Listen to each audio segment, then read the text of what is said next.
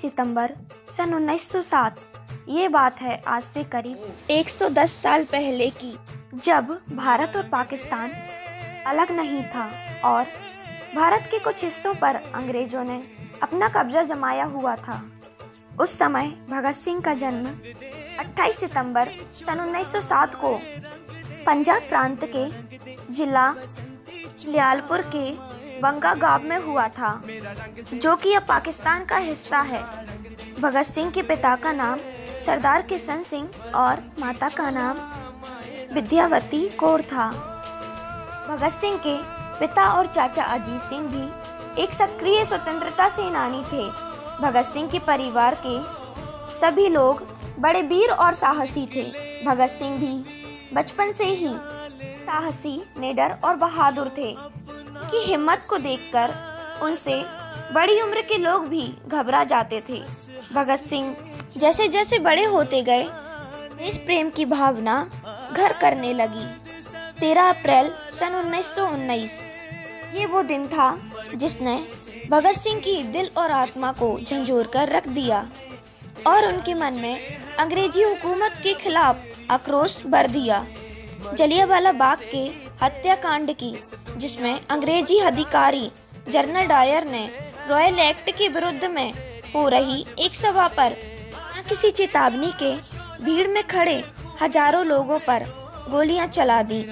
हजारों की संख्या में लोग मारे गए और जब भगत सिंह को इस घटना के बारे में पता चला तो वे 20 किलोमीटर पैदल चलकर घटना स्थल पर पहुंच गए। वहां पहुंचकर जो उन्होंने देखा बहुत ही खतरनाक था और उस दिन उन्होंने सब शहीदों का बदला लेने की ठान ली और खून से सनी हुई मिट्टी को अपने माथे पर लगाया। उस समय उनकी उम्र 12 साल की थी। 1 अगस्त 1920 को गांधी जी ने असहयोग आंदोलन की शुरुआत की, जिसके अनुसार उन्होंने कहा कि कोई भी हिंदुस्तानी ब्रिटिश सरकार का साथ नहीं दे, हर सरकारी नौकर नौकरी छोड़ दे, मजदूर फैक्ट्रियां से निकल जाएं, बच्चे सरकारी स्कूल में जाना बंद कर दें, कोई किसी तरह का टैक्स ना दें, सारे विदेशी कपड़े जला दें।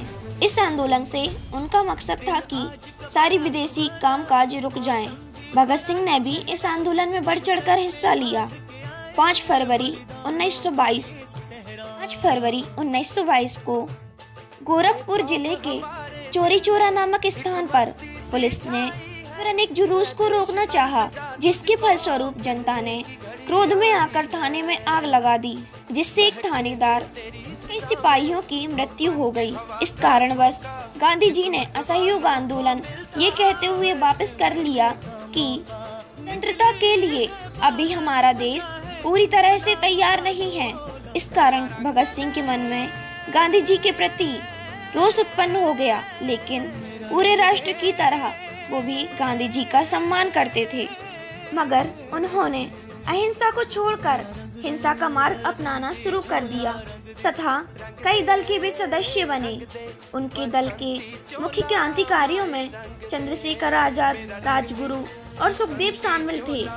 9 अगस्त 1925 को भारत स्वतंत्रता संग्राम के क्रांतिकारियों द्वारा ब्रिटिश राज्य के विरुद्ध भयंकर युद्ध छेड़ने के इरादे से, हथियार खरीदने के उद्देश्य से ब्रिटिश सरकार का खजाना लूटने की एक ऐतिहासिक घटना हुई, जिसे आज काकोरी कांड के नाम से जाना जाता है। काकोरी कांड में पकड़े गए क्रांतिकारियों को फांसी की सजा एवं 16 क्रांतिकारियों को 4 साल से लेकर आजीवन कारावास की सजा सुनाई गई। इस बात से भगत सिंह इतने क्रोधित हुए कि उन्होंने 1928 में अपनी पार्टी नौजवान सभा का रिपब्लिकन एसोसिएशन में विलय कर दिया और उसे एक नया नाम दिया, हिंदुस्तान सोशलिस्ट रिपब्लिक एसोसिएशन। 30 अक्टूबर 1928 में ये वही साल था जिसमें साइमन कमीशन के बहिष्कार के लिए भयानक प्रदर्शन हुआ। उन्होंने लाहौर में साइमन कमीशन के विरुद्ध एक विशाल प्रदर्शन में हिस्सा लिया, जिसके दौरान हुई लाठीचार्ज में लाला लाजपत राय बुरी तरह से घायल हो गए। उस समय लाला लाजपत राय ने कहा, मेरे शरीर पर पड़ी एक एक लाठी ब्रिटिश सरकार के ताबूत में एक एक कील का काम करेगी। 15 नवंबर 1928 को इन्हीं चोटों की वजह से लाला लाजपत राय जी का देहांत हो गया और इस गम में डूब गया। लेकिन सिंह और उनके साथियों ने अंग्रेजी सरकार को सबक सिखाने के लिए स्कॉट को मारने की योजना बनाई। 17 दिसंबर 1928 को करीब 4:15 बजे लाहौर कोतवाली पर भगत सिंह, राजगुरु, चंद्रशेखर आजाद और जय गोपाल तैनात हुए और स्कॉट की जगह सॉन्डर्स को देखकर उसे मारने के लिए आगे बढ़ गए, क्योंकि सॉन्डर्स भी उसी जालिम हुकूमत का एक हिस्सा था और समय देख गोली मारकर हत्या कर दी और वहां से भाग निकले। के बाद भगत सिंह ने अपने बाल और मूंछ कटवा दी जिससे उन्हें कोई पहचान न सके। 8 अप्रैल 1929 भारत के आम आदमी मजदूर से ब्रिटिश सरकार को कोई लेना देना नहीं था।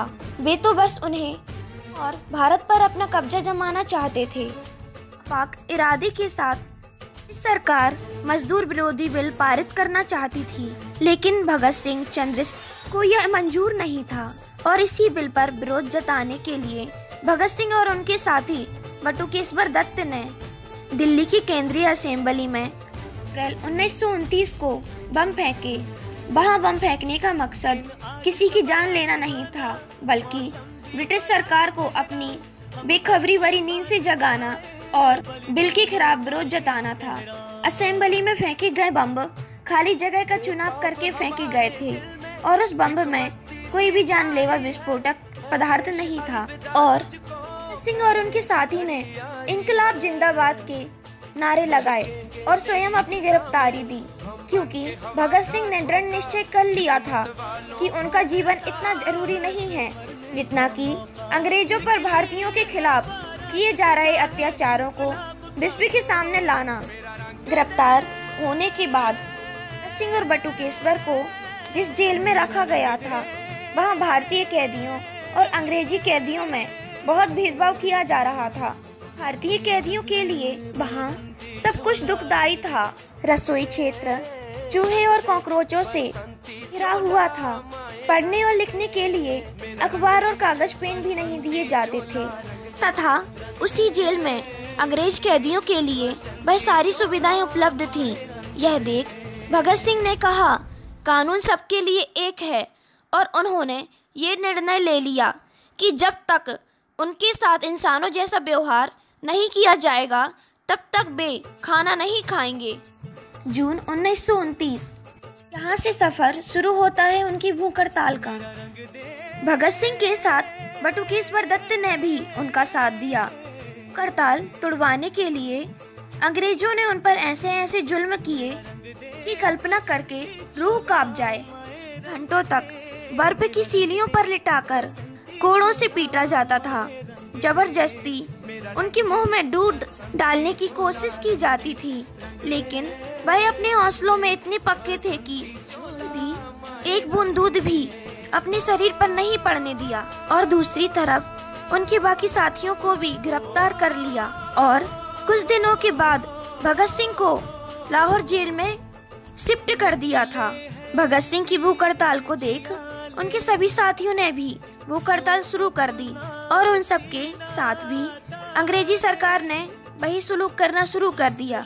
यहाँ तक कि उनको कई दिन तक पानी भी नहीं दिया जाता था। उनके पानी की घड़ों में दूध भर के रख दिया, लेकिन ना जाने वो कैसे मिट्टी के बने थे, वो कमजोर नहीं पड़े। 13 सितंबर 1929 जेल में भूख हड़ताल के कारण एक महान सेनानी और क्रांतिकारी जितेंद्र दास की मृत्यु हो गई। उन्होंने 30 दिनों तक कुछ भी नहीं खाया था, लेकिन उनकी भूख हड़ताल अटूट रही। मौत के सदमे ने पूरे भारत को हिलाकर रख दिया और अंग्रेजी सरकार को अपने घुटने टेकने पड़े और भगत सिंह की सारी शर्तों को मानना पड़ा।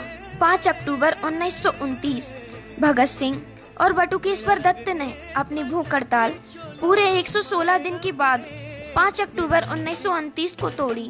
भगत सिंह का वजन 60 किलो था, लेकिन इस भूख हड़ताल के बाद उनका वजन 4 किलो घट गया था। 26 अगस्त 1930 अदालत ने भगत सिंह को भारतीय दंड संहिता की धारा 129, 302 तथा विस्फोटक पदार्थ अधिनियम की धारा 4 और 6F तथा आईपीसी की धारा 120 के अंतर्गत अपराधी सिद्ध किया। 7 अक्टूबर 1930 को के द्वारा 28 पृष्ठों का निर्णय दिया गया, जिसमें भगत सिंह, राजगुरु, सुखदेव को फांसी की सजा, अन्य सभी क्रांतिकारियों को आजीवन कारावास की सजा सुनाई गई। 23 मार्च 1931 फांसी का दिन। फांसी का दिन 24 मार्च 1931 की सुबह का रखा गया था, लेकिन भारतीय जनता के मन में भगत सिंह की फांसी को लेकर काफी आक्रोश भरा हुआ था। इसीलिए अंग्रेजों ने 23 मार्च 1931 को फांसी दी। जेल के अधिकारी ने जब भगत सिंह को सूचना दी, तब वे एक किताब पढ़ रहे थे, तो उन्होंने कहा, पहले एक क्रांतिकारी दूसरे क्रांतिकारी से मिल तो ले। फिर 1 मिनट बाद किताब छत की ओर उछालकर कहा, ठीक है, अब चलो। फांसी पर जाते समय भगत सिंह, राजगुरु, सुखदेव तीनों मस्ती में गाना गाते हुए जा रहे थे।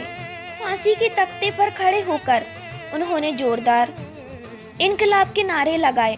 वो लोग बहुत खुश थे, क्योंकि वो देश के लिए अपनी कुर्बानी देने जा रहे थे और समय 7 बजे दोनों को फांसी दे दी गई। लेकिन फांसी के बाद कहीं कोई आंदोलन न भड़क जाए, इसके डर से अंग्रेजों ने पहले जेल के पीछे की दीवार तोड़ी और उनके मृत शरीर के टुकड़े कर उन्हें बोरी में भरकर पीछे के रास्ते से फिरोनपुर ले जाया गया, जहां मिट्टी का तेल डालकर पार्थिव शरीर को जलाया जाने लगा। लेकिन जब गांव के लोगों ने आग जलते देखी तो करीब आने लगे और उन्हें देख अंग्रेज घबराकर भाग गए। तब गांव वालों ने उनके मृत शरीर के टुकड़े को देखा तो पूर्वक उनका अंतिम संस्कार किया और भगत सिंह, राजगुरु, सुखदेव हमेशा के लिए अमर हो गए। जिस आजाद देश की सुरक्षित हवा में आज हम सांस ले रहे हैं, इसके लिए इन सपूतों ने कितनी बड़ी कुर्बानी दी है एवं अपनी मातृभूमि की रक्षा के लिए अपने प्राणों का न्यौछावर किया है।